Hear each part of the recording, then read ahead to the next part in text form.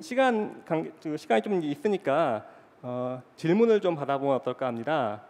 요번에 바뀐 절차, 여러분들이 아마 질문을 직접 인터넷을 통해서 사이트에 올려주셨을 텐데요. 그걸 보면서 저희가 직접 선정해서 진행을 해보려고 합니다.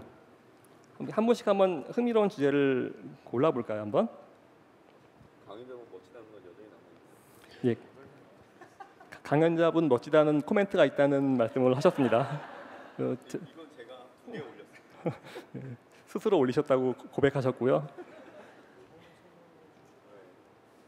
어떤 거 뭐 할까요? 예, 한번 선택하신 게 있으면 읽어주시겠어요? 뭐 위에서부터 잘생긴 건 말고요.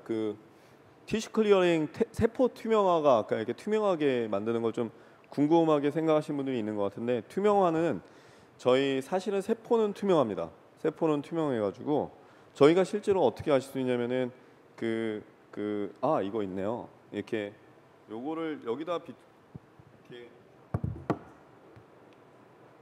왜 안 되죠? 원래 이렇게 하면 여기 나오는 여기 밝아서 뭐 하여간 이렇게 늦게 밤에 불이나 그런 데서 보시면은 굉장히 투명합니다. 생각보다. 그래서 세포는 투명한데 중요한 거는 우리 이빨 사이에 끼어 있는 것처럼 세포 사이에 끼어 있는 지질들이 안 투명하거든요. 그래서 걔네들을 폴리머로 바꿔주는 작업입니다. 그래서 장기에서 걔네들을 쫙 빼내고요. 그다음에 걔네들을 이렇게 폴리머로 바꿔주는 거라서 그거는 다이소로스 교수라는 분이 처음에 개발을 하셨고, 그거를 이제 한국의 회사가 라이센싱해서 현재 장비를 만들고 있고요. 어떤 분은 이 투명화를 하는 거에 더 나가서 장기 자체를 팽창시켜서 관찰하시는 분도 있습니다. 그래서 팽창하면 해상도가 올라가기 때문에 여러 가지 다른 방법들도 있습니다. 그래서 그런 안에 있는 지질을 빼서 그거를 투명한 폴리머로 대체하는 간단한 방법이다라고 생각하시면 될 것 같습니다. 예, 사실 굉장히 신기한 기술이고 몇 년 전에 굉장히 이슈가 됐던 기술인데 지금은 이제 응용도 많이 되고 있는 것 같아요. 질문 중에 하나를 또 하도록 하겠습니다. 성함은 안 밝혀주셨는데요. 신약 개발 시 수천 명에게 임상 실험을 하는 것과 동질적인 오가노칩 수천 개의 실험하는 것은 다른 의미일 것 같은데요. 오가노칩도 일일적인 수천 개를 만든다는 의미일까요? 예, 이거 굉장히 크리티컬한 질문인데요.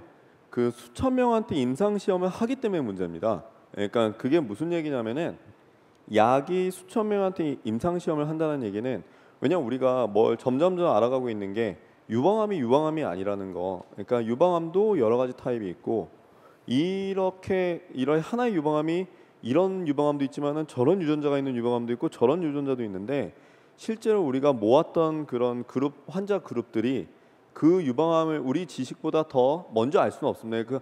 정말로 그게 맞는 그룹을 모았는지 알 수가 없습니다. 그게 첫 번째 문제입니다. 그래서 사실은 수천 명을 가지고 실험을 한다는 게 임상 시험 한다는 게 말이 안 되는 부분이 첫 번째고요. 두 번째는 그랬을 때 희귀한 병들은 환자를 모으는 것 자체가 너무 어렵습니다. 그러니까 우리가 뭐 굉장히 흔한 암들은 쉽지만은 암만 해도 굉장히 희귀한 암들은 이거 환자 수천 명 임상 시험 대상 모으는 것만 해도 굉장히 어렵고요. 그러면은 뻔히 쓸 수 있는 약을 몇십 년 동안 임상 시험 못 하고 계속 기다려야 되는 일이 생깁니다. 그게 사람들 입장에서는 개발하는 사람들 입장에서는 그럴 수 있지만 본인 입장에서는 삶과 죽음의 문제이기 때문에 저희가 궁극적으로 지향하는 거는 한 사람을 위한 약의 조합을 발견하는 겁니다. 그러니까 이게 아직까지는 많은 제한이나 규제 때문에 어렵지만 궁극적으로 이것들이 합리적이고 말이 된다라고 사람들이 밝혀지고 그걸 받아들이기 시작한다면 이 한 사람을 위해서 이 말도 안 되는 약의 조합이 작용할 것이다.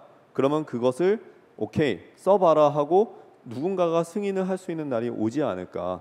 그러니까 그건 당연히 다른 얘기입니다. 근데 저는 궁극적으로 임상 시험을 하지 않고 약이 승인받을 수 있는 날이 오기를 기다리고 있습니다. 그래서 그게 저희가 한다 그러죠? 그걸 기여할 수 있게 되기를 바라고 있는. 정밀공학 입장에서, 네네. 정밀의학 입장에서 네네, 그렇죠. 생각을 해보실 수 있어요. 예, 또 다른 질문 한번 해보겠습니다. 진짜 양님께서 보내주셨는데요. 강의 중에 마이크로바이옴 얘기를 하셨는데 인체 내 장내 미생물 분포에 따라 뭐 개인 건강 및 뭐 발병에도 차이가 있다라는 뉴스들이 많이 나오던데 그렇다면 인간 장기만의 문제가 아니라 또 다른 생명체, 그러니까 우리 몸에 있는 미생물들과의 유기적 관계를 포괄적으로 봐야 될 텐데 그것도 혹시 이 오가노이드로 구현이 가능할까요? 라는 질문을 해주셨습니다. 좋은 질문이네요. 아까 정석 교수님이 소개를 해주시기도 했고 그 홍익대에 계시는 성주환 교수님과 성균관대학교에 계시는 박성수 교수님께서 지금 이 연구를 딱 하고 계시는데요. 그 실제로 우리 몸 안에 장내 균총들이 있어서 미생물들과 공생하고 있어요. 공생하고 있어서 좋은 균이 있어야지 된다고들 하잖아요. 그래서 실제로 올가노이드가 됐건 아니면 올가노노칩이 됐건 박테리아를 같이 장세포와 배양을 같이 하는 일을 하고 있어요. 그랬을 때 이 점막을 어떻게 형성하며 그랬을 때 소화를 잘 할 수 있는지 어떤 독성이 생기는지 뭐 그런 연구를 하고 있기 때문에 질문에 대한 답만 본다면 가능은 할 것 같습니다. 네. 오히려 가능한 거에 더 나가서 훨씬 좋다고 생각하는 부분이요. 이게 그 저희가 아까 장 오가노이드를 보여드렸지만은 일종의 산처럼 이렇게 우둘투둘하고 골과 산이 있는 걸 보셨을 겁니다. 실제 우리의 장에는 한 종류만의 균이 사는 게 아니라 여러 종류의 균이 사는데 우리가 실제로 실험을 해보면 이런 바닥에 여러 종류의 균을 뿌려놓으면 서로 잡아먹습니다. 서로 잡아먹고 서로 방해하거나 한 놈이 지배하거나. 그러니까 우리가 예를 들어서 피부에 좋은 균이 있고 무좀균이 있는데 걔네들이 싸우고 있거든요. 끊임없이 싸우고 있고 하는데 이 2D 상태에서는 걔네들이 일방적으로 한 놈을 학살할 수도 있고 어떻게 우리가 알 수 없는 게 현상이 벌어지는데 이렇게 산맥이 있는 상태에서 골짜기 실제로 인간의 장에서는 그 골짜기마다 뭐 여기 이 동네에서는 A만 살고 이 동네는 저 균이 살고 저 동네는 요 균이 살고 그게 산 때문에 서로 연결을 못하면서 자기만의 콜로니를 이루는 경우가 대부분입니다. 그래서 굉장히 다양한 균총들이 성장할 수 있는 단 하나의 굉장히 중요한 이유가 이 산맥 때문인데 그거를 제대로 만들 수 있는 굉장히 중요한 기술이고요. 그래서 사실은 이 겉오너칩이 그 장 오너칩이 굉장히 각광을 받는 이유도 그런 부분을 구현할 수 있다는 데 있다고 생각합니다. 그래서 적절한 그 균을 가지고 있으면 날씬해진대요. 그래서 네. 그래서 그 날씬한 사람의 균을 이렇게 빼다가 이렇게 사실 변해서 저희가 정제를 해야 되는 안 좋은 점이 있긴데요. 네. 그래서 빼다가 이제 먹으면 저도 날씬해지는 거죠. 굉장히 각광받는 기술인 것 같긴 합니다. 네. 지금도 치료로 많이는 아니지만 지금 이루어지고 네, 있죠. 이루어지고 있죠. 네, 실제로 균총을 옮기는 것들. 그다음에 태아가 그 저기 어머니의 그 저기 질에 있는 그 균이 태아한테 옮겨가면서 그러니까 실제로 그 인공 분만과 자연 분만의 차이를 얘기할 때도 그런 경우가 굉장히 많습니다. 다음 질문으로 넘어가도록 하겠습니다. 이분은 전공자신 것 같아요. 딱 보니까 전문 용어가 영어로 나와 있습니다. 그래서 다행히도 제가 이제 알아들을 수 있는 거기 때문에 한국말로 하겠습니다. 뇌 오가노이드 등을 통해서 뭐 퇴행성 뇌질환을 연구한다고 하셨는데요. 퇴행성 뇌질환 영어로 쓰셨습니다. 그 자폐 등 뇌질환 같은 경우에 행동의 어떤 반응 이런 걸 통해서 진단 경과를 알 수 있는데 조직공학은 이런 어떤 행태적인 관점에서 한계가 있지 않을까요?라는 매우 전문적인 질문을 해주셨습니다. 어느 분께서 뇌가 전문가가 계시군요. 이 질병에 대해서는 제가 제대로 알고 있지는 않은데요. 일단 아까 초반에 말씀드렸지만 조직공학은 뭔가 상한 장기나 조직을 몸 밖에서 키운 다음에 우리 몸 안에 다시 이식해서 건강한 조직과 장기를 갖게 하는 게 목표인 거예요. 그러니까 조직공학에서 한계가 있지 않냐? 한계가 있는 게 맞죠.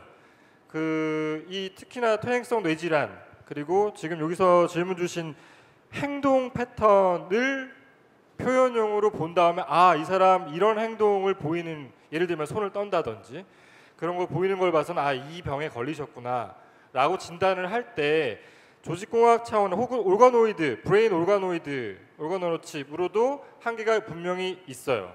그렇지만 이런 표현형이 나올 수밖에 없는 이유가 있을 거란 말이에요. 근데 그 이유가 정확히 밝혀지지 않았기 때문인데요. 그 다른 연구자분들도 그럼 왜 이런 손을 떨거나 하는 행동의 패턴이 다르게 나오는가 자체를 연구하시는 분들에게 저희 같은 사람들이 이 칩 한번 싸게 사보세요. 별로 시간도 안 걸릴 것 같고 금방 좋은 결과를 이 질병이 왜 생기는지, 왜 이런 행동이 나오게끔 하는지, 떠는지 알 수 있을지도 모르겠어요. 한번 써보세요 하고 하는 게 이제 그런 데에서 브레인 오르가노이드나 오르가노 칩이 활용될 수는 있을 것 같은데 한계는 분명히 있는 게 맞죠. 네, 그 퇴행성 뇌질환 보면은 그 알츠하이머 같은 경우에도 현재 진단할 수 있는 방법이 별로 없습니다. 그러니까 그 보고서 기억이 실제로 퇴화되는지 그런 것들이 굉장히 자세한 진단 지침이 나와 있는데 그거는 우리가 알 수 있는 게 별로 없어서 그렇습니다. 그러니까 실제로 이 뇌에서 무슨 변화가 일어나기 때문에 이런 손을 떤다든가 그런 반응이 나온다는 걸 많이 알아야 되는데 특히 뇌 연구할 때는 그런 툴들이 별로 없습니다. 그러니까 실제로 뇌를 조직을 꺼내서 볼 수도 없고 갈아서 참 이렇게 떠는 환자들만 골라서 뇌를 이렇게 해가지고 모아서 잘 갈아갖고 분석해보면 뭔가 알 수 있을 텐데 하지만 그게 어렵죠. 그럴 때 저는 정말로 만일에 그거 괜찮은 굉장히 좋은 주제인 것 같은데 학생들한테 그런 브레인 오가노이드, 뇌 오가노이드 만들 수 있다면 뇌 오가노이드를 갈아서 손 떠는 환자의 뇌 오가노이드를 갈아서 유전체 분석을 해봐야죠. 유전자 분석을 해봐야죠. 그러면 기존의 사람들이 모르는 게 발견될 수 있을 것 같습니다. 그게 좋은 논문을 쓸 수 있는 지름길이라고 꼬셔서 그 연구를 시작하면 딱 좋을 것 같은데요. 한 사람이 없으니까. 예, 또 하나 질문을 드리려고 합니다. 이번엔 아마 신 교수님께서 답을 해주실 수 있을 것 같은데요.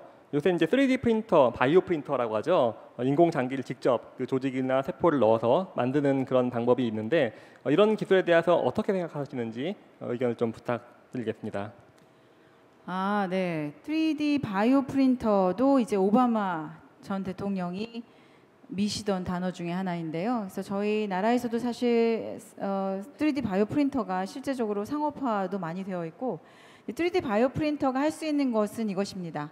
일단은 세포라는 게 필요하고요. 세포를 함께 프린팅할 수 있는 잉크가 필요합니다. 그래서 세포를 그 잉크에 넣어서 저희가 인쇄하듯이 인쇄를 하게 되는데요. 다만 3D 프린터가 할 수 있는 것은 기존의 그냥 조직공학에서 세포하고 그 주변을 감싸는 뭐 스캐폴드라고 하는 거푸집 같은 것들을 같이 모아놓으면 덩어리가 되더라가 아니라 이제는 프린팅을 할 수 있는 거죠. 그래서 저희가 혈관을 만들려면 혈관의 직경을 가진 그 딱 디자인을 소프트웨어에 넣고요. 그 다음에 거기에 잉크를 세포와 함께 넣고요. 그 모양대로 프린팅을 하는 것입니다. 그러니까 사실은 저희가 작은 스케일로 여러 가지 장기를 이렇게 만들 수 있는 굉장히 좋은 테크닉이죠. 그래서 올게노노칩과 조금 다른 것은 올게노노칩은 미세유체 역학이라고 하는 기반 안에 칩 안에서 세포를 키우는 거고요. 조직공학은 그 미세유체 바깥에 있는 겁니다. 그래서 그냥 저희 DC에 키우되 장기와 굉장히 유사한 모양을 갖도록 저희가 프린팅을 할 수 있는 기술이라고 생각하시면 될 것 같습니다. 그래서 실제로 이런 3D 프린팅을 이용해서 뼈도 만드는 분들이 계세요. 많아요, 실제로. 왜냐면 늘 나이가 들면 제일 먼저 닳아 없어지고 재생이 잘 안 되는 게 연골이기 때문에 이 연골과 뼈 이쪽은 늘 관심 있게 굉장히 많이 하고들 계세요. 뼈는 사실 제일 쉬운 것 중에 하나죠. 뼈는 저희도 뼈 합니다. 저희가 네 아마 싸게 하실 것 같습니다. 여기 없다고. 네. 그래서 뼈는 실제로 사실 저희가 뼈를 그대로 사용할 필요도 없고요. 인공 그냥 플라스틱 같은 거로 뼈를 충분히 재현할 수 있습니다. 그래서 뼈는 굉장히 쉬운 조직공학 중에 하나죠. 인공장기. 근데 굉장히 신기한 것 중에 하나는 그 저희가 뼈랑 세포를 하다 보면 느끼는 게 이 기본 소스는 같다는 겁니다. 콜라겐으로 같은데 어떻게 이 부드러운 조직부터 이렇게 딱딱한 뼈까지 하나의 재료로 만들어질까?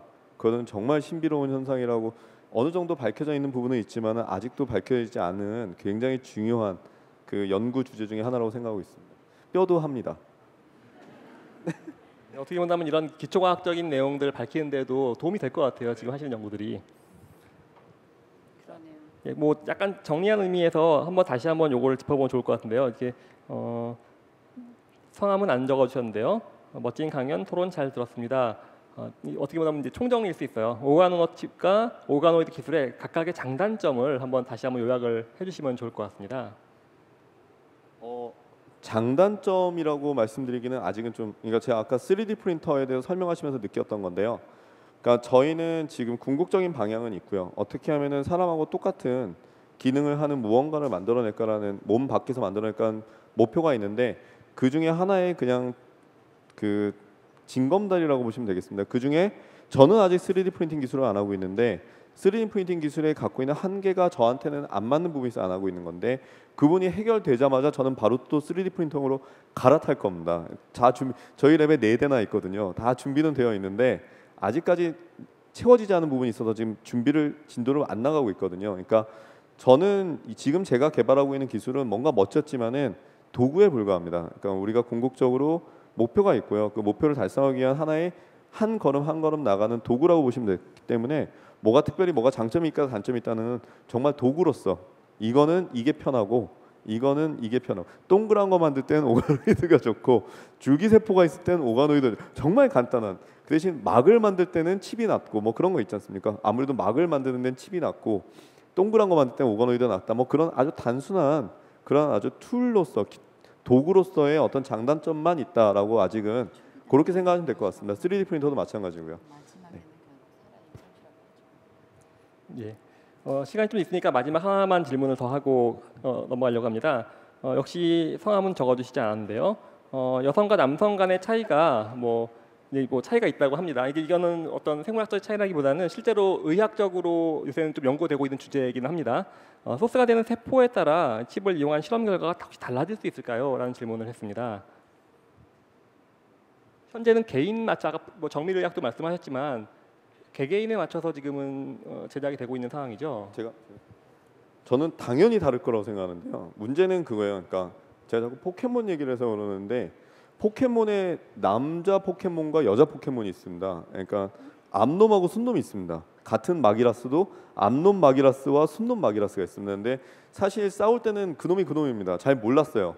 근데 포켓몬에 대해서 점점 깊이가 깊어지니까 암놈하고 순놈하고 차이가 보이더라고요. 이럴 땐 순놈이 낫구나. 뭐 그런 거 보여요. 이럴 땐 암놈이 낫구나. 뭐 콧불이랑 싸울 때는 암놈이 낫구나. 뭐 그런 거 보여요. 그런 것처럼 아직 그 부분은 우리 경험도 정말 부족하고요. 그러니까 사실은 저희가 쓰는 세포가 그러니까 저희가 만일에 퍼틸라이즈 그거 하시는 분들이 있어요. 그러니까 인공 자궁 만드시는 분들은 남자 세포를 쓰지는 않죠. 왜냐하면 자궁 세포니 아닌가요? 남자 세포가 있나요? 남성 자궁 세포가 있나요? 들어본 적이 없는데 남자 세포를 쓰지는 않죠. 그 다음에 인공 수정하시는 분도 있어요. 그럴 때는 남자 정자랑 여자 난자를 쓰지 남자 난자랑 여자 정자를 쓰지 않잖아요.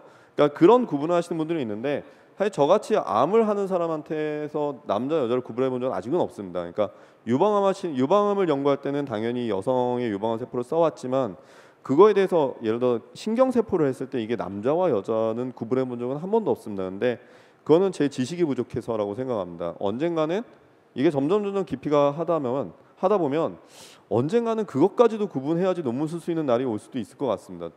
그거는 정말 진심으로 가능할 것 같은데. 네, 지금 사실 이제 젠더 혁신 부분에서는 그 부분을 굉장히 심각하게 보고 계시죠. 그래서 연구자들이 사실은 저희가 세포 소스가 1대1로 비교하기가 어렵게, 그러니까 남자의 세포랑 여자의 세포를 이렇게 얻었다고 해서 그게 남녀 차이가 아닐 수도 있거든요. 상당 부분은 이 사람과 이 사람의 차이일 수도 있고 나이의 차이일 수도 있고 인종의 차이일 수도 있는데 똑같은 인종과 똑같은 나이와 똑같은 환경에서 남녀의 세포를 저희가 이렇게 비교하기가 어렵기 때문에 사실은 유의미한 결과를 얻기가 어렵죠. 그러나 그런 이제 젠더에 대한 이슈는 항상 고민하고 있는 문제이긴 합니다. 이게 지금 조직공학이나 오거노칩이나 오거노이드를 연구하시는 분들의 기술적인 지금 가장 어려움을 겪고 있고 이게 해결되면 굉장히 더 빨리 멀리 갈 수 있겠다 싶은 부분이 바로 세포 소스예요.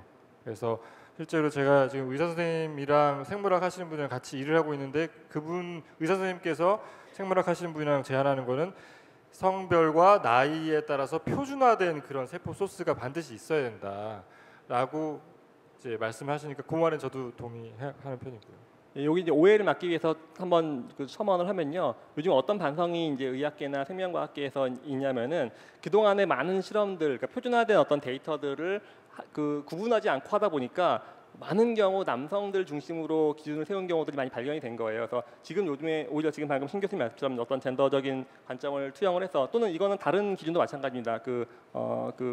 출신지 같은 경우도 마찬가지인데 그 좀 더 이렇게 구분이 그러니까 차이가 있을 수 있고 거기에 따라서 처방이나 이런 거 달라질 수 있는데 지금껏 그걸 너무나 무시해왔다 이런 단성 때문에 새롭게 연구를 하고 있거든요. 그래서 그런 관점에서 뭐 봐주시면 좋을 것 같습니다. 뭐 차이가 있고 뭐 이런 얘기를 하는 게 아니고 의학적인 관점에서 어떻게 처리를 할 것인지 그런 관점에서 이야기를 하고 있습니다.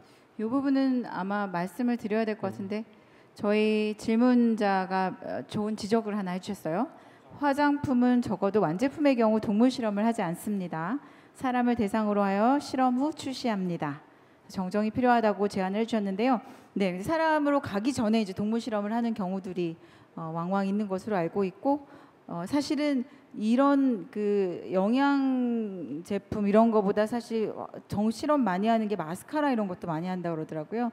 그래서 저희 이제 토끼 눈이 주변에 마스카라를 엄청 발라놓고 어떤 것이 가장 이 눈에 오랜 시간 얘가 눈물 흘리거나 오래 흘러도 괜찮은가 이런 거를 본다고 해서 아마 그 또 목표에 따라서 목적에 따라서 조금 다르게 활용이 될 것 같습니다. 정정 감사합니다. 이 말씀은 뭐 아주 좋은 지적이신 것 같아요. 저도 지금 돌이켜 보면 제 과 선배가 화장품을 만드는 연구소에서 취직을 해가지고 일을 했었는데 그 형님께서 늘 요 팔에 여러 가지 화장품들을 발라보고 이제 몇 달 몇 주씩 한 다음에 좀 테스트를 해봤다고 했던 기억이 좀 나고요. 그 화장품을 만들 때 어쨌든 또 새로운 기술들이 많이 뭐 들어와서 뭐 나노입 크기의 나노미터 사이즈의 입자를 화장품에 넣으면 훨씬 더 뭐 흡수력도 좋고 뭐 이렇다더라 할 때 사실 이런 나노 입자의 몸 안에 들어갔을 때 독성이나 안정성 같은 게 아직 검증이 되지 않았기 때문에 뭐 그런 용도라면 또 뭐 동물 실험이 먼저 이용되기도 하고 아마 그런 것 같고요. 뭐 이 부분은 아주 좋은 지적이신 것 같아요. 예, 뭐 말씀처럼 제가 아까 서두에도 말씀드렸었지만 동물 실험 많은 화장품 기업에서 사실은 예전 방식으로 하고 있지 않습니다. 그러니까 그 점은 오해 없으셨으면 좋겠고요. 뭐 근데 그 외에 이제 아직도 뭐 독성, 그러니까 꼭 화장품이 아니더라도 어떤 안정, 그러니까 생태 안정성을 위한 안전성을 위한 뭐 독성 실험 같은 경우도 아직까지 표준적으로는 동물을 이용한다거나 이런 사례들이 좀 있긴 합니다. 그래서 이제 그런 광범위한 그 범위의 말씀으로 이해를 해주시면 좋을 것 같습니다. 그 질문이 이제 저희가 이제 시간이 거의 다 돼가지고요. 이 정도로 정리를 하도록 하겠습니다. 이제 여러분들 이제 돌아가셔야 될 시간이 다 되었는데요. 마지막으로 오늘 참석해 주셨던 그 세 분 간단하게 소감 듣고 마치도록 하겠습니다. 제 가까이 계신 분부터 하도록 하겠습니다. 신 교수님 오늘 어떠셨는지요? 저는 정석 교수님의 강의를 사실 저도 이렇게 풀로 들어본 게 처음인데 굉장히 재밌었습니다. 그래서 이거를 준비하면서도 그렇고 제가 스스로 굉장히 배우는 게 많은 시간이었는데 여러분들도 같이 함께 해주시면서 정말 의학이라는 것도 이렇게 기계나 화공이나 다양한 공학 분야가 이렇게 스물스물 들어가 있어서 정말 우리가 앞으로 미래지향적으로 발전할 부분이 많구나 하고 함께 공감해 주실 수 있는 시간이었길 바랍니다. 감사합니다.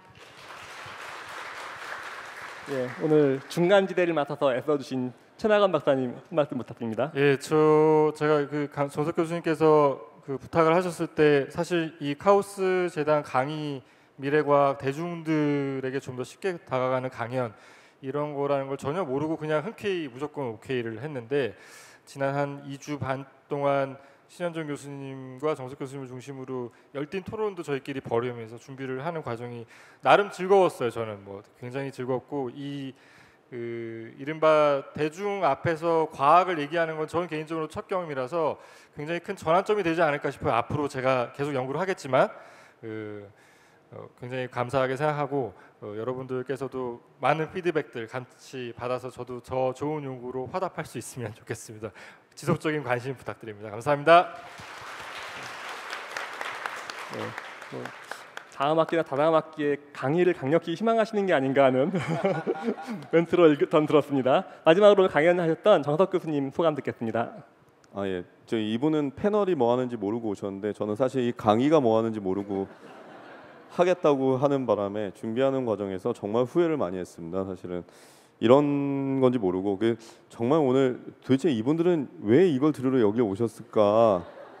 사실은 굉장히 대단하시다는 생각도 많이 들고요. 그래서 이걸 준비하면서 저한테 원고 안 온다고 계속 연락 오신 분도 있고 뭐 너 왜 이렇게 원고를 안 보내냐 뭐 그다음에 저희 신현정 교수님이 특히 너 패널 준비 왜 이렇게 안 하냐 해가지고 계속 그래서 제가 이걸 준비하면서 느낀 게 결국에는 사람들 도움을 받아가면서 하는구나. 이 모든 게 제가 오늘 연구에 보여드린 것들 어느 하나 제가 한 게 없고 다 저희 학생들이 한 거고요.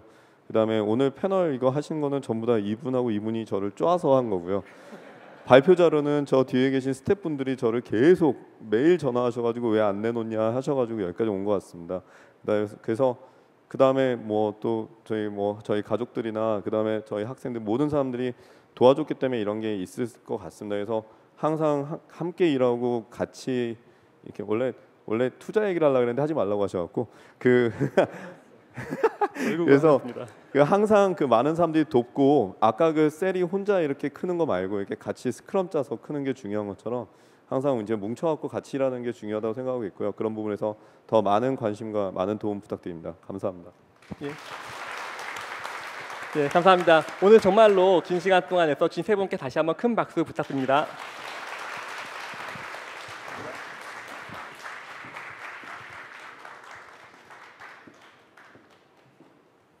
예, 감사합니다. 오늘도 마쳐야 될 시간이 다 됐습니다. 화면에 다음 강의 예고가 나가고 있지요.